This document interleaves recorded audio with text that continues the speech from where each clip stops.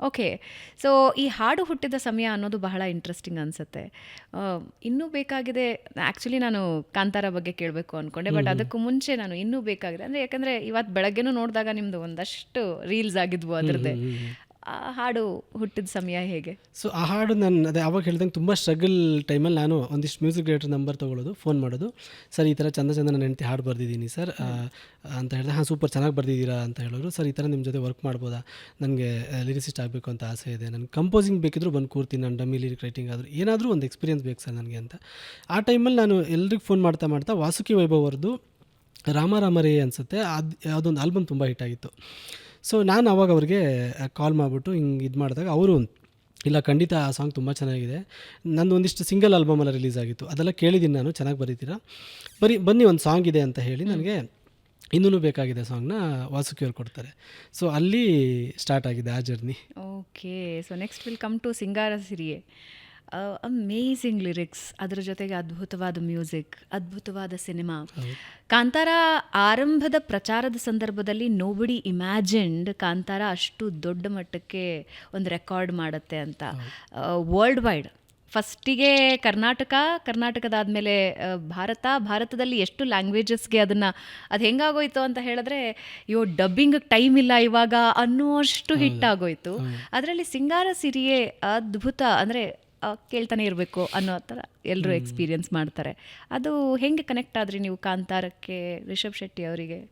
So Rishabh sir ನನಗೆ ಅವ್ರ ಮೇಲೆ ಒಂದು ಗಮನ ಯಾವಾಗಂದರೆ ಲೂಸಿಯಾದಲ್ಲಿ ಒಂದು ಪಿ ಸಿ ಕ್ಯಾರೆಕ್ಟರ್ ಮಾಡಿದರು, ಅಲ್ಲಿಂದ ನನಗೆ ರಿಷಬ್ ಶೆಟ್ಟಿ ಅಂತ ಇವರು ನಮ್ಮೂರವರು ಅನ್ನೋದೊಂದಿತ್ತು. ಆಮೇಲೆ ಉಳಿದವರು ಕಣ್ಣಂತೆಯಲ್ಲಿ ತಾರಮ್ಮ ಮತ್ತು ಅವರ ಮಧ್ಯೆ ಒಂದು ತುಂಬ ಒಂದು ಭಾವನಾತ್ಮಕ ದೃಶ್ಯ ಬರುತ್ತೆ.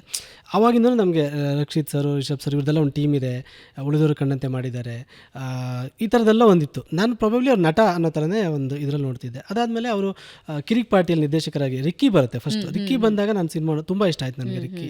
ನನಗೆ ಇವತ್ತಿಗೂ ರಿಕ್ಕಿ ಕ್ಲೈಮ್ಯಾಕ್ಸ್ ಒಂದು ಟ್ರಾಜಿಡಿ ಅನ್ನೋದು ಬಿಟ್ಟರೆ ನನಗೆ ಆ ಸಿನಿಮಾ ಇಷ್ಟ ತುಂಬ. ಅದಾದಮೇಲೆ ಕಿರಿಕ್ ಪಾರ್ಟಿ ಮಾಡ್ತಾರೆ. ಕಿರಿಕ್ ಪಾರ್ಟಿ ಹಾಗೆ ಇನ್ನೊಂದು ಬ್ಲಾಕ್ ಬಸ್ಟರು, ಅದೆಲ್ಲದನ್ನು ಮೀರಿ ಅವರು ಸರ್ಕಾರಿ ಮಾಡ್ತಾರೆ ಗೊತ್ತಾ, ಅದು ಇನ್ನೊಂದು ಚಾಲೆಂಜ್. ಅದು ಚಿಕ್ಕ ಮಕ್ಕಳನ್ನ ಇಟ್ಕೊಂಡು ನಾವು ಏನೋ ಒಂದು ಮಕ್ಕಳ ಸಿನಿಮಾ ಅಂದರೆ ಆರ್ಟ್ ಸಿನಿಮಾ ಅಂತ ಏನೋ ನಮ್ಮ ಇದಿತ್ತು, ಮನಸ್ಥಿತಿ ಇತ್ತು ಆ ಟೈಮಲ್ಲಿ. ಆದಂತಂದು ಅದಕ್ಕೊಂದು ಕಮರ್ಷಿಯಲ್ ಟಚ್ ಕೊಟ್ಟು, ಒಂದು ಫನ್ ಎಲಿಮೆಂಟ್ ಕೊಟ್ಟು, ಸೊ ಅಲ್ಲಿಂದನೂ ನನಗೆ ರಿಷಬ್ ಸರ್ ಅಂದರೆ ತುಂಬ ಇಷ್ಟ.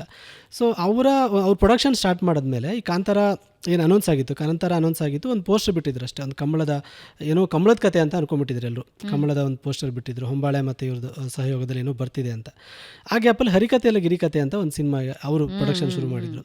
ಅದಕ್ಕೆ ಹಾಡು ಬರೆಯೋಕ್ಕೆ ಅಂತ ನನಗೆ ನಿರ್ದೇಶಕ ಕರಣ್ ಅಂತ ಅವ್ರು ಕರೆದಿದ್ರು ನನ್ನ ರಿಷಬ್ ಸರ್ ಆಫೀಸ್ಗೆ. ಅಲ್ಲಿ ಹೋದಾಗ ನಾನು ರಿಷಬ್ ಸರ್ನ ಜಸ್ಟ್ ಮಾತಾಡಿಸ್ಬಿಟ್ಟು, ಈ ಥರ ನಮ್ಮದು ಕುಂದಾಪುರ ಮರ ಅಂತ, ನೀವು ಕುಂದಾಪುರನ ನಂಬೋದ್ರೆ ಯಾರೋ ಇದ್ರಲ್ಲ ಅಂತ ಒಂದು ಇದರಲ್ಲಿ ಅವ್ರ ಸ್ಟೈಲಲ್ಲೇ ಮಾತಾಡಿಸಿ ಒಂದು ಫೋಟೋ ತೊಗೊಂಡು ಬಂದಿದ್ದೆ ನಾನು.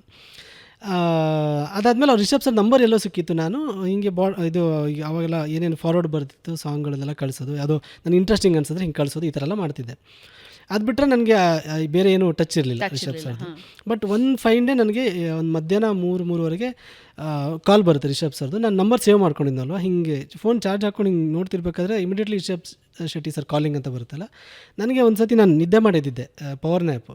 ನಾನು ನಿದ್ದೆ ಕಣ್ಣಲ್ಲಿ ಏನೋ ಹಿಂಗೆ ನೋಡ್ಕೊಂಡೆ, ಹೌದಾ ಅಂತ ಇಮಿಡಿಯೇಟ್ಲಿ ಪಿಕ್ ಮಾಡಿದಾಗ ಅವ್ರು ಹೇಳಿದ್ರು, ಹಿಂಗೆ ಒಂದು ಸಾಂಗ್ ಇದೆ ನನಗೆ, ನಿನ್ನ ಸಾಂಗ್ಸ್ ಎಲ್ಲ ನಾನು ಕೇಳಿದ್ದೀನಿ, ನನ್ನ ರೈಟಿಂಗ್ ಇಷ್ಟ ನನಗೆ, ಮತ್ತು ನನ್ನ ಕರಾವಳಿ ಫ್ಲೇವರ್ ಬೇಕು ಮೇಜರಾಗಿ, ಸೊ ಹಾಗಾಗಿ ನೀನು ಬಾ ಅಂತ ಹೇಳಿ ನೆಕ್ಸ್ಟ್ ಡೇ ಕರೆಸ್ಕೊಂಡ್ರು. ಸೊ ಅಲ್ಲಿಂದ ಸ್ಟಾರ್ಟ್ ಆಯ್ತು ಜರ್ನಿ.